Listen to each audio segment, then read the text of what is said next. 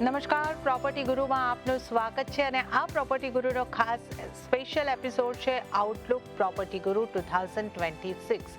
તો આપણે 2025નું સાલ કેવું રહ્યું છે રિયલ એસ્ટેટ માટે અને 2026થી કેવી આશા અને અપેક્ષાઓ બની રહી છે એ અંગેની ખાસ ચર્ચા કરવાના છે. તો 2025ના વર્ષની જો આપણે વાત કરીએ તો ખાસ કરીને આપણે જોયું છે કે લક્ઝરી સેગમેન્ટની બોલબાલા આ વર્ષની અંદર જો આપણે રેસિડેન્શિયલની વાત કરીએ તો રહેતી દેખાય છે અને કમર્શિયલ રિયલ એસ્ટેટમાં ખૂબ સારો ગ્રોથ દેખાયો છે.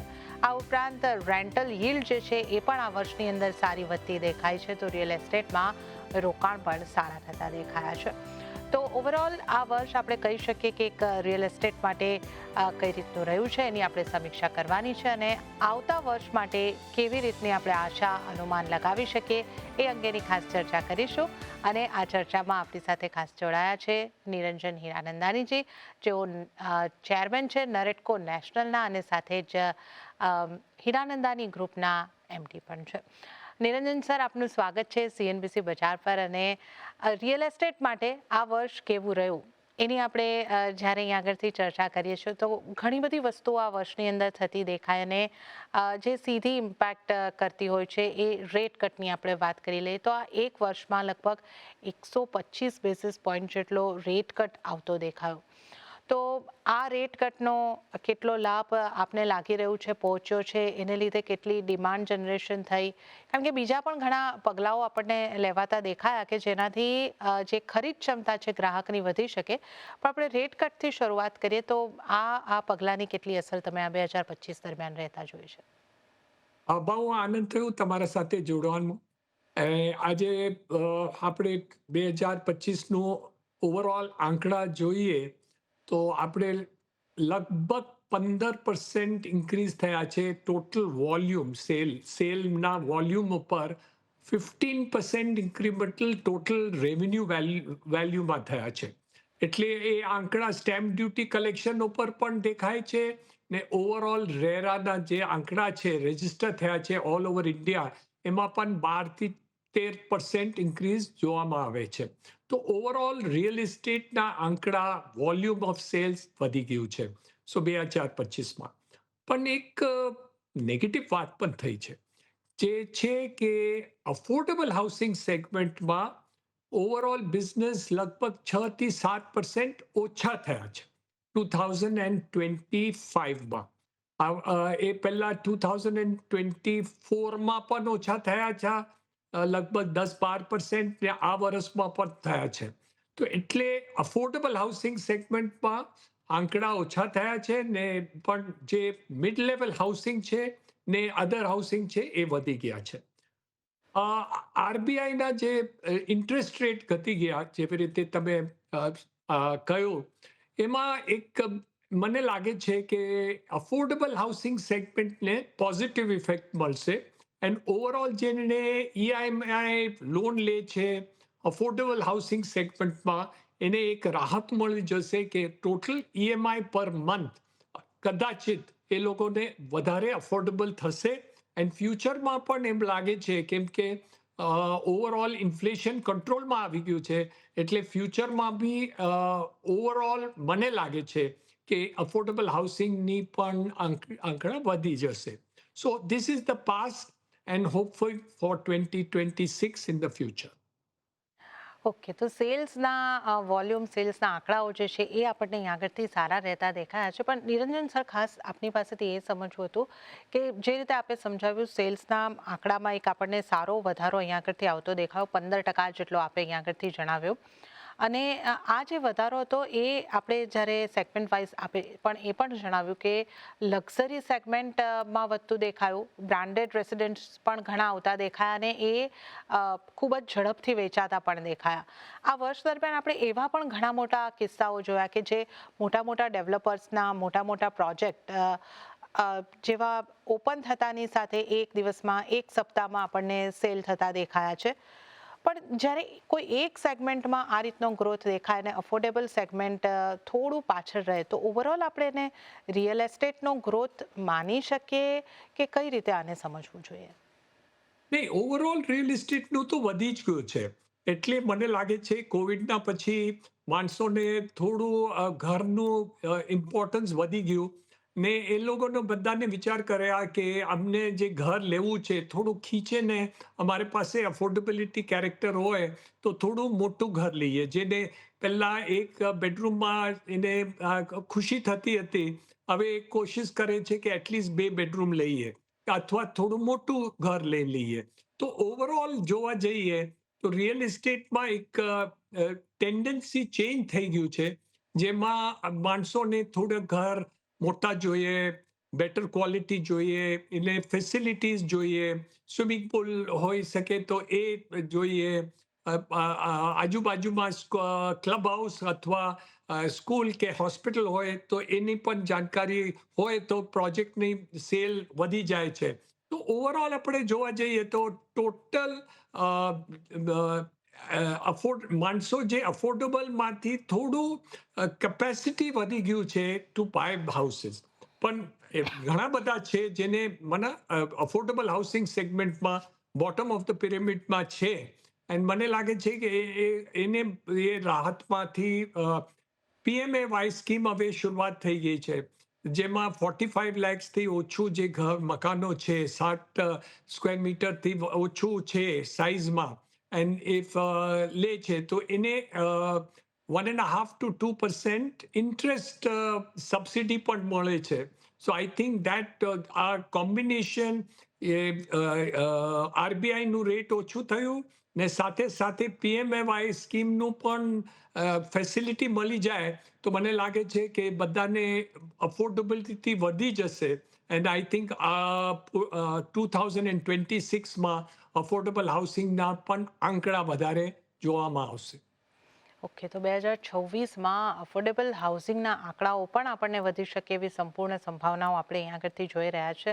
અને નિરંજન સર, જે આગળનો સવાલ આગળ પણ મેં ઉલ્લેખ કર્યો કે આ વર્ષની જ્યારે વાત કરીએ ને તો લોકોની ખરીદ ક્ષમતા એમની આવકના હિસાબથી પણ વધતી દેખાય. સરકારના પણ અમુક પગલાં રહ્યા હતા, જે રીતે વર્ષના અંત ભાગમાં અમુક મોટાભાગના સેક્ટરની અંદર જીએસટીની રાહત આપવામાં આવી હતી. જે બજેટ આવ્યું હતું એની અંદર 12.5 લાખ સુધીની ઇન્કમ ને આપણે ટેક્સ ફ્રી કરવામાં આવી. તો હાથમાં થોડી એક આવક વધે એ રીતનું સરકારના એક પ્રયાસ અહીંયા આગળથી રહ્યા છે. એમાં એક આપણે રેટ કટને પણ ગણી લઈએ તો આ બધા પ્રયાસોથી જો ખરીદ ક્ષમતા વધી તો એ રિયલ એસ્ટેટ તરફ, ખરીદારી તરફ વળી છે કે આવનારા વર્ષમાં વળી શકે છે? આપનો અહીં આ તરફ કઈ રીતનો વ્યૂ બની રહ્યો છે? અમારી વાત એકદમ સાચી છે. જે સરપ્લસીસ કેપિટલ માર્કેટમાંથી આવ્યા છે, જેને પ્રોફિટ ત્યાં મળ્યા છે અથવા પ્રોફિટ ટેકિંગ કરે છે, એ ઇન્વેસ્ટમેન્ટ રિયલ એસ્ટેટમાં આવી ગયું છે, ઘણું બધું આવ્યું છે. તો એટલે એ એક પોઝિટિવ ઇફેક્ટ આપણે ગણાય. ઓવરઓલ જે આપણે ઇન્વેસ્ટમેન્ટ પોર્ટફોલિયો આજે છે રિયલ એસ્ટેટનું, એમાં પહેલા એમ લાગતું હતું કે બધા જે ફર્ધર ઇન્વેસ્ટમેન્ટ છે અથવા કેપિટલ માર્કેટ્સમાં જ ખાલી એ લોકો ઇન્વેસ્ટમેન્ટ કરવા માંગતા હતા. હમણાં એ ડાયરેક્શન પર થોડું ચેન્જ, બદલાવ દેખાય છે. તો માણસો સિલ્વર, ગોલ્ડની અલાવા રિયલ એસ્ટેટમાં પણ ઇન્ટરેસ્ટ વધારે દેખાય છે. તો આઈ થિંક ઓવરઓલ આપણે જોવા જઈએ તો પોઝિટિવ એલિમેન્ટ માર્કેટમાં આવી ગયું છે, એન્ડ ફ્યુચરમાં પણ એમ લાગે છે કે 2026માં પણ આનું ડિમાન્ડ વધી જશે. અમારી પાસે જે સેલમાં અમે લાસ્ટ 6 મહિનામાં સેલ્સ કાઢ્યા, એમાં એકદમ તેજીના રફતારથી અમારું સેલ થઈ ગયું હતું, એન્ડ ઇન્ટરેસ્ટ બધી જગાથી છે. અમારા પાસે એનઆરઆઈ સેલ્સ પણ વધી ગયું, અલગ અલગ જે કેપિટલ માર્કેટમાંથી કેપિટલ ગેઇન્સ કરે છે એ લોકો પણ ઇન્વેસ્ટ કરવા માંડ્યા. ઓવરઓલ અધરવાઇઝ જે બેંકોનું જે ફેસિલિટી છે આપણા બધા સેક્ટરમાં, એ પણ લોન વધી ગયું છે. ઓવરઓલ આપણે એનપીએફસી ને હાઉસિંગ ફાઇનાન્સ ને બેંક્સના જે ઇન્વેસ્ટમેન્ટ છે, આઈ મીન લેન્ડિંગ છે, આ લાસ્ટ યરમાં 2025માં ઓવરઓલ આ બધા જે ફંડિંગ, રિટેલ હોમ લોન્સને ફંડિંગ કર્યા છે, એ લગભગ ઓવરઓલ 15% વધી ગયું છે. તો આપણે જોવા જઈએ તો આઈ થિંક બેંક્સ ને ફાઇનાન્શિયલ ઇન્સ્ટિટ્યુશન, આરબીઆઈનું આ ક્રેડિટ ફેસિલિટી, એન્ડ ઓવરઓલ એનઆરઆઈનું જે ઇન્ટરેસ્ટ છે રિયલ એસ્ટેટમાં, and capital profit taking capital માર્કેટ્સમાંથી, આ બધા સેક્ટરમાંથી ઇન્વેસ્ટમેન્ટ કદાચિત રિયલ એસ્ટેટમાં વધી ગયું. તો નિરંજન સર, આપણે જે રેસિડેન્શિયલ અંગે થોડી વાતો કરી કે કઈ રીતનું આ વર્ષ રહ્યું છે, એક સારા સેલ્સના આંકડા અહીંયા આગળથી પણ રહેતા દેખાયા છે. અને કમર્શિયલની જો વાત કરીએ, કમર્શિયલ રિયલ એસ્ટેટ માટે તો આ વર્ષ આપણે યાદગાર વર્ષના જેવું કહી શકીએ. ખૂબ સારો ગ્રોથ અહીંયા આગળથી આવતો દેખાયો છે. જે રીતના અહીંયા આગળથી લીઝ થયા છે કે જે રીતની ડિમાન્ડ અહીંયા આગળથી આવતી દેખાય છે, કમર્શિયલ રિયલ એસ્ટેટ માટે આ વર્ષને આપ કઈ રીતે જોઈ રહ્યા છો અને આગળના વર્ષ માટે આપને કેવો ગ્રોથ લાગી રહ્યો છે? આ વર્ષમાં ઓવરઓલ 12-13% ઓવરઓલ વોલ્યુમ વધી ગયું છે, પ્રાઇસીસ પણ વધી ગયા છે. પણ એક અમે ફોકસ જોયેલું કે જે માઇક્રો માર્કેટ્સ છે એમાં વધીક ઇન્ક્રીઝ થઈ ગયા છે. તો જેવી રીતે બેંગ્લોર છે, મુંબઈનું ફાઇનાન્શિયલ સેન્ટર્સ છે, અથવા એમએમઆરની રીજન જોવા જોઈએ, એનસીઆરનું રીજન જોવા જોઈએ, કાંઈ પોર્શન્સ હૈદરાબાદમાં જોવા જોઈએ. એ માઇક્રો માર્કેટ્સના જે સેલ છે એ કોન્સન્ટ્રેટેડ સેલ એ ગ્રેડ કમર્શિયલમાં વધી ગયું છે. બીજી વાત છે કે investment into commercial real estate એફડીઆઈમાં ઘણું બધું થઈ ગયું છે. તો ઓવરઓલ આપણે જોવા જઈએ, જે ઇન્ટરેસ્ટ આપણે થાય છે કમર્શિયલ રિયલ એસ્ટેટમાં, એમાં એફડીઆઈ, રીટ્સ પણ બધું ઇન્વેસ્ટમેન્ટ આમાં આવી ગયું છે. એટલે આ બધી ફંક્શનોમાં કમર્શિયલ રિયલ એસ્ટેટ ઘણું બધું વધી ગયું છે એન્ડ આગળ પણ એમ જોવામાં આવે છે કે વધી ગયું. ઘણા બધા આપણે મુંબઈની એરિયામાં બેંગ્લોરના જે રિયલ એસ્ટેટ ડેવલપર છે મુંબઈમાં આવી ગયા છે, જેમ રીડેવલપમેન્ટમાં એન્ડ કમર્શિયલ રિયલ એસ્ટેટમાં ઘણું બધું ઇન્વેસ્ટમેન્ટ કરવા માંગે છે, કરે છે. તો ઓવરઓલ આપણે જોવા જઈએ commercial real estate price point વધી ગયું છે, પણ માઇક્રો માર્કેટ્સમાં જે વધી જોવામાં આવે છે ફોકસ્ડ એરિયામાં એ વધારે થયું છે. સો આઈ થિંક આપણે કહીએ કે ઓવરઓલ કમર્શિયલ રિયલ એસ્ટેટ વધી ગયું, પણ જે ફોકસ એરિયામાં થયું છે એમાં ઘણું બધું વધારે છે.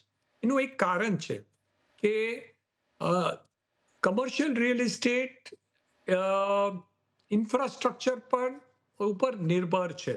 તો આજે આપણે જોવા જઈએ તો મુંબઈ જેવા રિજનમાં 300-350 કિલોમીટર લગભગ નવું મેટ્રો બીજા 2 વર્ષમાં આવશે, પ્લસ નવી મુંબઈનું એરપોર્ટ આવશે, મુંબઈ 3.0 જોઈએ, કોસ્ટલ રોડ મુંબઈમાં આવી જાય છે. તો ઓવરઓલ આપણે જોવા જઈએ તો આ બધી કંપનીઝ ને ફોકસ એરિયા, આ એરિયામાં વધારે ડિમાન્ડ આવે છે. બીજી જે પ્રેશર આવેલું છે કમર્શિયલ રિયલ એસ્ટેટનું છે ઇઝ જીસીસી. જે જીસીસીનું જે કોર્પોરેટ કંપનીઝ અહીંયા આવે છે ને એ લોકો અહીંયા એક સેન્ટર્સ બાંધી લે છે જેમાં આપણે વિશ્વમાં સર્વિસ કરે છે. એ ઘણું બધું ઓવરઓલ થયું છે. એમાં કોન્સન્ટ્રેશન બેંગ્લોર, મુંબઈ, પુણે, હૈદરાબાદ, એમએમઆરમાં વધારે થયું છે.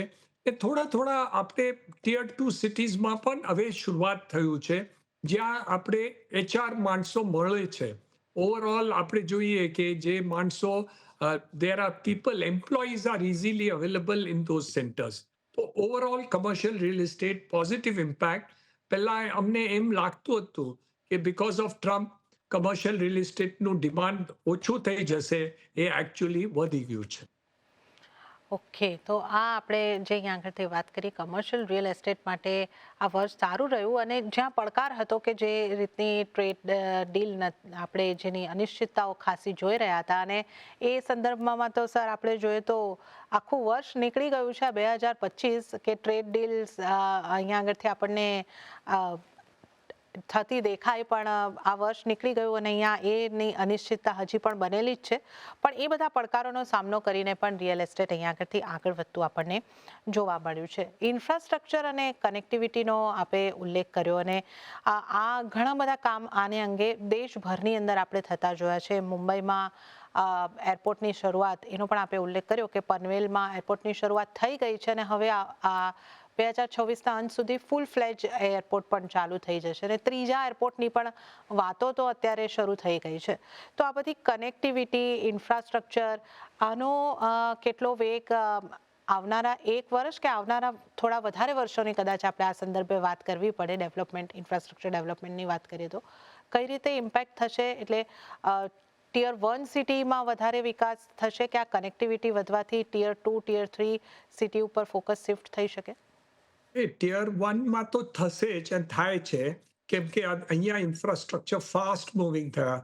પણ ટિયર 2, ટિયર 3માં પણ હવે તમે જોવા જઈએ તો ઘણા બધા જગ્યામાં મેટ્રો આવે છે, કનેક્ટિવિટી વધી ગયું છે, એરપોર્ટ્સ વધારે આવે છે ઓલ ઓવર ઇન્ડિયા.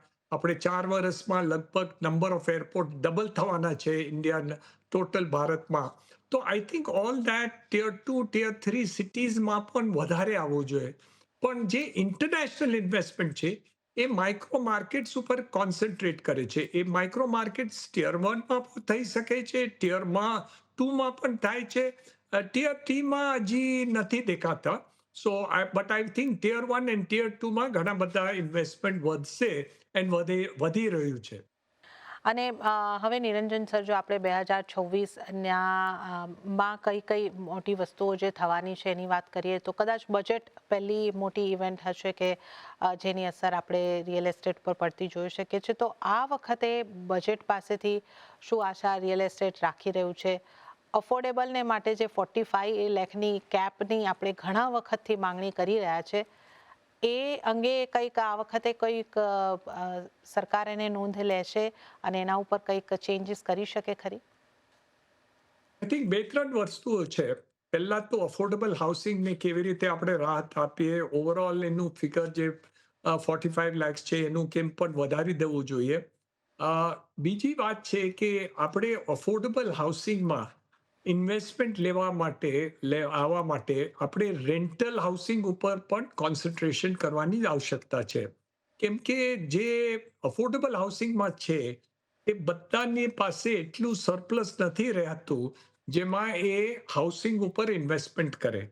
તો આપણે એફડીઆઈ, ઇન્ડિવિજ્યુઅલ ઇન્સેન્ટિવ આપણે આપીએ જે રેન્ટલ હાઉસિંગ ક્રિએટ કરવા માંગશે, વેધર કોર્પોરેટ એન્ટિટી હોય કે ચેરિટેબલ ટ્રસ્ટ હોય કે ઇન્ડિવિજ્યુઅલ્સ હોય, એ રેન્ટલ હાઉસિંગમાં ઇન્વેસ્ટમેન્ટ કરે તો એમાં કોઈ રાહત આપવું જોઈએ અથવા કંઈ ઇન્સેન્ટિવ કરવું જોઈએ કે બીજા 10 વર્ષમાં જેટલું પણ થાય એને ટેક્સ રિલીફ કમ્પ્લીટલી મળી જશે.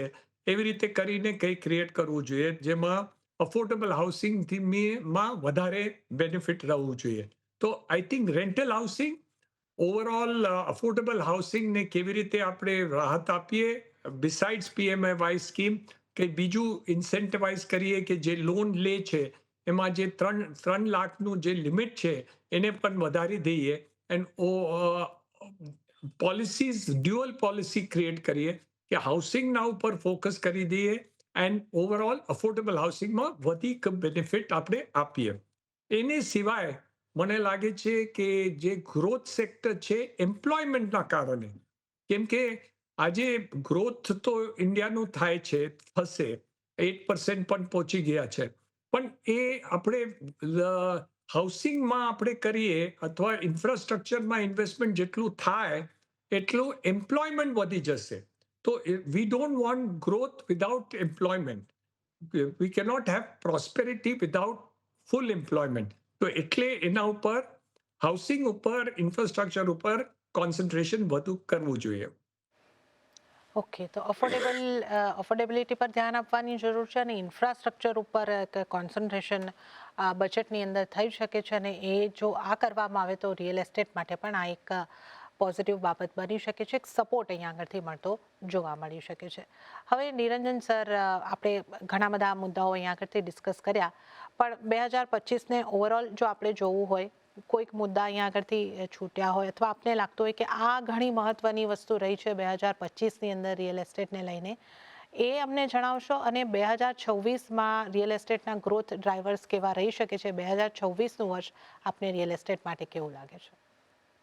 મને લાગે છે કે એક કન્સોલિડેશન શરૂઆત થઈ ગઈ છે રેરાના કારણે, કે ચેન્જીસ જે આવી ગયા છે એમાં જે સ્ટ્રોંગ કંપનીઝ છે જેમને પાસે કેપિટલ હોય અથવા એની કેપેસિટી છે ડિલિવરી કરવા માટે, એ લોકોનું સેલ વધારે વધી ગયું છે. સો ઓવરઓલ ટ્રસ્ટ જે થયું છે એ કંપનીઝ જે ડિલિવર કરે છે એના ઉપર થયું છે. That is the biggest change that has taken place in the economy. The second biggest change જે થયું છે ઇઝ અફોર્ડેબલી ઇન્ડેક્સ ઓવરઓલ વધી ગયું છે. તો માણસોને એક વધારે અમ્યુનિટીઝ જોઈએ, રાહત જોઈએ, ટ્રસ્ટ ફેક્ટર જોઈએ, તે ઇન્ટિગ્રિટી ફેક્ટર. આ બધી વસ્તુઓ જે કંપની આપી શકે છે એનું સેલ વધારે થાય છે. These are the two major changes. And the downward trend affordable હાઉસિંગનું થયું છે. સો આ ત્રણ ચેન્જીસ મેજર દેખાય છે. અને આગળ મને લાગે છે જેમ ઇન્ડિયાની પ્રોસ્પેરિટી વધતું જશે, ડિમાન્ડ ફોર હાઉસિંગ વધવાનું છે એન્ડ ઓવરઓલ એમ્પ્લોયમેન્ટ પણ વધી જશે. સો આઈ થિંક ઓવરઓલ ઇકોનોમી તો પોઝિટિવ ડાયરેક્શનમાં જાય છે. એન્ડ આપણે ખાલી રિયલ એસ્ટેટને વધારે ઇન્સેન્ટિવાઇઝ એન્ડ રેન્ટલ હાઉસિંગનું કેવી રીતે ક્રિએટ કરી શકાય એ મને લાગે છે આપણે કરવું જોઈએ, તો આગળ એનું પ્લસ પોઈન્ટ વધારે થશે. ઓકે, તો આપણે અહીંયા આગળથી ખાસ કરીને જે વાત કરી, અર્થતંત્ર મજબૂત રીતે આગળ વધી રહ્યું છે, ગ્રોથ કરી રહ્યું છે, રિયલ એસ્ટેટનો પણ વિકાસ થશે, પણ અફોર્ડેબિલિટી વધારવાની, અફોર્ડેબલ હાઉસિંગને બૂસ્ટ આપવાની અને રેન્ટલ હાઉસ પર ખાસ ફોકસ થાય એ અહીંયા આગળથી ખાસ જરૂરી બની રહ્યું છે. અને ત્યારે જ નિરંજન સર, આપનો ખૂબ ખૂબ આભાર. આપ અમારી સાથે સમય ફાળવી આ ખાસ શોમાં જોડાયા. આપનો ખૂબ ખૂબ આભાર અને આપને આવનારા નવા વર્ષની 2024ની ઘણી બધી શુભકામનાઓ. તમને પણ થેન્ક યુ. અને આ સાથે જ પ્રોપર્ટી ગુરુના આ ખાસ એપિસોડની અંદર હાલ પૂરતું આટલું જ. હાલ મને પણ આપશો રજા, પણ વધુ અપડેટ અને સમાચારો માટે આપ જોતા રહો CNBC ગુજરાત. નમસ્કાર.